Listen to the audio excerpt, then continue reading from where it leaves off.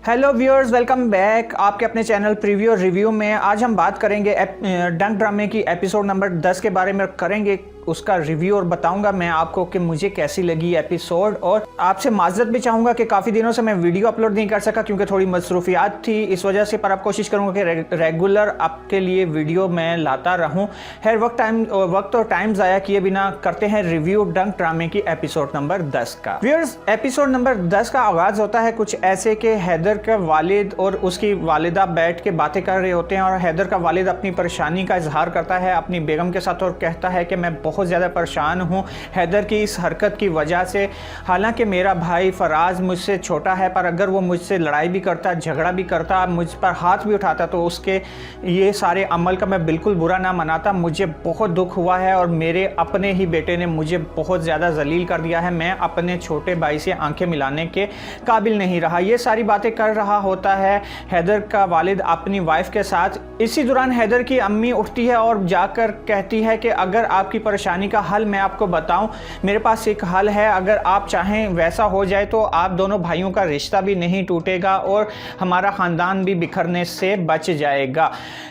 तो वो मशवरा ये होता है कि वो जाकर अपने शोहर को कहती है कि क्यों ना हम अमल और सफ़ीर की शादी कर दें। ये बात सुनकर हैदर का वालिद थोड़ी देर के लिए तो चौंक जाता है, पर यह मशवरा उसको बहुत अच्छा लगता है और वो ये कहता है बात तो तुम्हारी ठीक है, इससे हमारा ख़ानदान भी बच जाएगा, पर अमल और सफ़ीर इस बात को नहीं मानेंगे।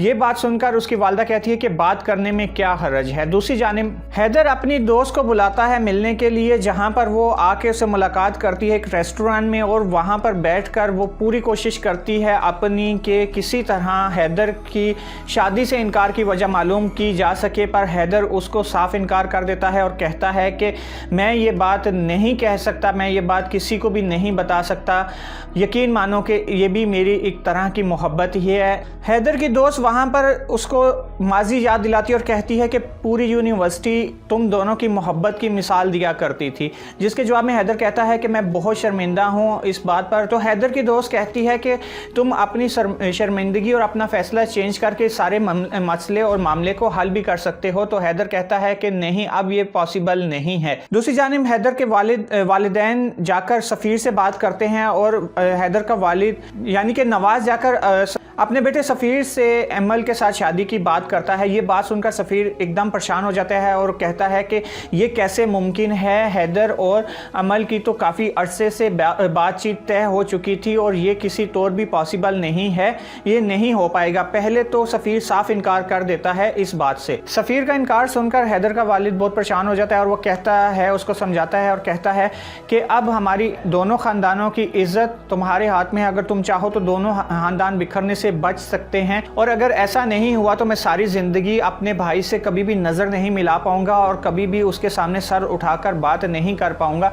ऐसे ही कुछ इमोशनल बातें करके हैदर के फादर उसको अमल के साथ शादी के लिए राज़ी कर लेते हैं और वो कहता है कि बाबा, मैं किसी के सामने आपका सर नहीं झुकने दूंगा, मुझे इस शादी से कोई एतराज़ नहीं है, पर मेरी शर्त यह है कि अमल भी दिल से इस रिश्ते को माने।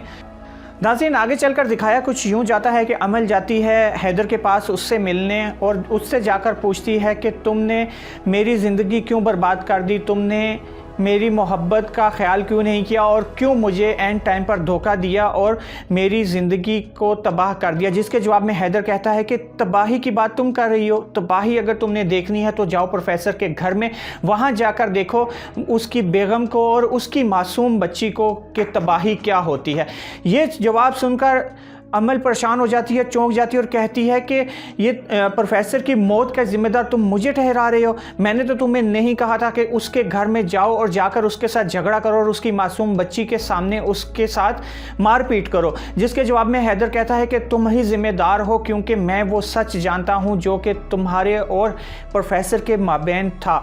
मैं वो सारी सच्चाई जानता हूँ किस तरह तुमने प्रोफेसर को बेगुनाह होते हुए भी सज़ा दिलवाई और उसकी मौत के जिम्मेदार तुम ही हो। हैदर अमल को मज़ीद कहता है कि प्रोफेसर के साथ तुम्हारी की हुई बात का एक एक लफ्ज़ मुझे याद है, मैं कुछ भूला नहीं और मैं सारी सच्चाई जानता हूँ। ये जवाब सुनकर अमल बिल्कुल परेशान हो जाती है और उसको भी यकीन आ जाता है कि हैदर को सच्चाई मालूम हो चुकी है। उसके बाद अमल उसके साथ माफ़ी मांगना शुरू हो जाती है और उससे अमल मज़ीद हैदर को मनाने की कोशिश करती है और उसके सामने हाथ जोड़कर कहती है कि हैदर, मैंने जो भी किया है तुम्हारी मोहब्बत में किया है, तुमको हासिल करने के लिए किया है। तो हैदर उसको जवाब देता है कि कौन सी ऐसी मोहब्बत है जो कि कत्ल करने पर रजामंद कर देती है इंसान को। तुमने मोहब्बत नहीं, तुमने गुनाह किया है। जिसके जवाब में अमल कहती है कि मेरी मोहब्बत का ही ख्याल कर लो। तो हैदर कहता है कि तुम्हारी मोहब्बत का ही ख्याल मैं कर रहा हूँ और अपनी मोहब्बत को सामने रखते हुए ही सब कुछ मैंने अपने ऊपर ले लिया है। अपने वालिदैन की नाराज़गी, चाचू खाला और पूरे ख़ानदान की नाराज़गी मैंने अपने ऊपर ले लिया है। तुम्हारा नाम तक किसी के सामने नहीं लिया। इससे ज़्यादा और तुम्हारी मोहब्बत का मैं क्या ख्याल करूं।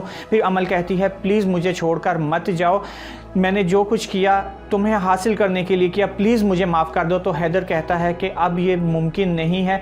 तुम्हें तरस नहीं आता, तुम्हें घुटन महसूस नहीं होती कि तुमने एक मासूम बच्ची से उसके बाप का साया हमेशा हमेशा के लिए छीन लिया। नाज़रीन, आगे दिखाया कुछ इस तरह जाता है कि हैदर के वालिदैन जाते हैं अपने छोटे भाई के घर में सफ़ीर का रिश्ता लेकर अमल के लिए, और वो जाकर ये बात करते हैं कि हमारा यहाँ आने का मकसद ये है कि हम चाहते हैं कि इस ख़ानदान को टूटने से बचाएं और हम चाहते हैं कि आप सफ़ीर के लिए अमल का रिश्ता कबूल कर लें। ये बात सुनकर फराज बहुत परेशान हो जाता है और वो कहता है कि तुम क्या बात कर रहे हो, तुम्हें पता भी है। जबकि पास ही बैठी हुई आपा भी को ये बात बहुत पसंद आती है और वो कहती है कि इसमें कोई दो राय भी नहीं है, मैं तो शुरू से ही सफ़ीर को पसंद करती थी। अब अगर हैदर ने गलती कर दी है, हैदर ये रिश्ता नहीं करना चाह रहा, तो ख़ानदान को बचाने के लिए इससे बेहतर ऑप्शन कोई भी नहीं है कि हम सफ़ीर का रिश्ता कबूल कर लें। हैदर का बाप जाता है अमल के रूम में उससे बात करने के लिए, उससे इस रिश्ते से राज़ी करने के लिए, और वो जाकर कहता है कि तुम हमारे घर की ही बेटी हो और मेरे हाथों में पली बड़ी हो, हमारे सामने तुम जवान हुई और हमने हमेशा तुम्हें अपनी बेटी जैसा समझा है। इसीलिए मैं तुम्हारे पास एक रिक्वेस्ट लेकर आया हूँ कि हैदर की हुई गलती की सज़ा तुम हम दोनों भाइयों और पूरे ख़ानदान को मत दो और मेरी इस रिक्वेस्ट को, मेरी इस बात को मान लो। अब हमारे दोनों ख़ानदानों के फ्यूचर तुम दोनों के हाथ में है। अगर तुम ये रिश्ता कबूल कर लोगी तो ये ख़ानदान बिखरने से बच जाएगा और हालात सब बेहतर हो जाएंगे। हैदर का वालिद मज़ीद अमल को कहता है कि मेरे लिए तुम मेरी बेटियों जैसी हो, तुम पूरा टाइम लो सोचने के लिए और तुम्हें पूरा हक है अपना फ़ैसला करने का, और मैं वही करूँगा जो तुम्हारा फ़ैसला होगा, हम उसी को कबूल करेंगे। ये बात कहकर हैदर का वालिद वहाँ से चला जाता है। नाज़रीन, दूसरी जानिब हैदर और उसके दोस्त के माबैन बातचीत चल रही होती है और उसका दोस्त कहता है कि हैदर, तुमने अमल के साथ बहुत गलत किया है, तुम्हें ऐसा नहीं करना चाहिए था, तुम अभी भी अपना फ़ैसला तब्दील कर दो। हैदर कहता है कि गलत हुआ है, वाकई गलत हुआ है, पर गलत हुआ है प्रोफेसर की बीवी और उसकी बेटी के साथ, कि जिस एक ने अपना शोहर खो दिया और दूसरी मासूम ने अपना वालिद खो दिया है। हैदर का दोस्त कहता है कि एक वक्त था कि तुम्हें अमल की हर बात सच्ची लगती थी, उसकी हर बात पर यकीन करते थे, और अब तुम उसकी सच्चाई कबूल करने के लिए क्या वो तुम्हारे सामने अपनी जान दे दे। जिसके जवाब में हैदर कहता है कि मैं बहुत चेंज हो चुका हूं और अगर तुम्हें कुछ मसला है तो मैं यहां से चला जाऊं। तो हैदर का दोस्त कहता है कि नहीं, ये तुम्हारा अपना घर है, तुम जब तक चाहो यहां पर रुक सकते हो।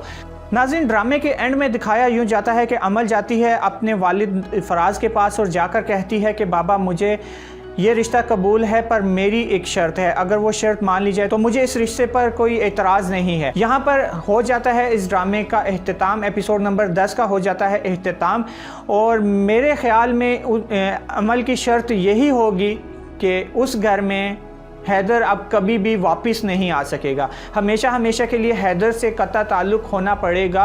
हैदर के वालिदैन को ये शर्त रखेगी अमल, मेरे ख़्याल में, मुझे ये लगता है। आप मुझे कमेंट करके बताइएगा कि आपको क्या लगता है कि अमल क्या शर्त रखेगी, ताकि मेरी भी थोड़ी हौसला अफजाई हो और मैं आपके लिए ऐसे ही मज़ीद रिव्यूज़ लाता रहूँ और पूरी कोशिश करूँ अच्छी से अच्छी वीडियो बनाने के लिए। प्लीज़ मेरा साथ दें और मेरे चैनल को सब्सक्राइब कर दें, और मिलते हैं अगले रिव्यू में। Thanks for watching. अल्लाह हाफिज़।